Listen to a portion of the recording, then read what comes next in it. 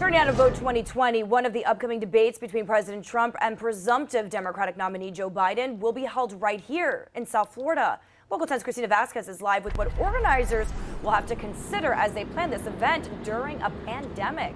Christina.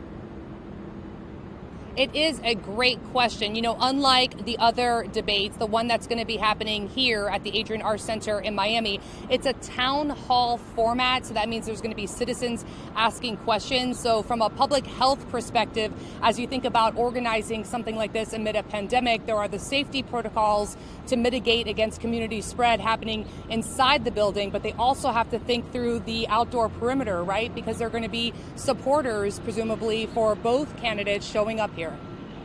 The second presidential debate will now be hosted at the currently closed Adrian R. Center for the Performing Arts October 15th.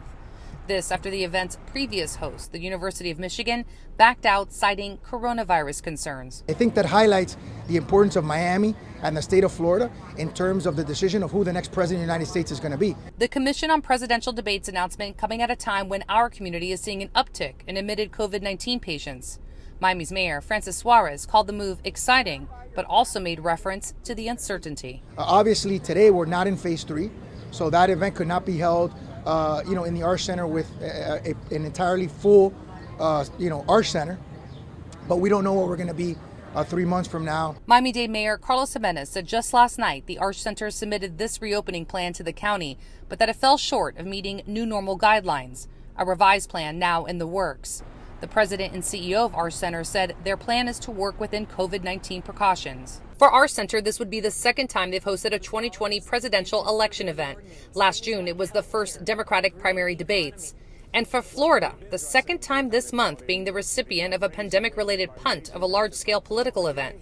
Earlier this month, the RNC announced it would host its convention in Jacksonville, following disagreements with North Carolina officials over COVID-19 related safety precautions.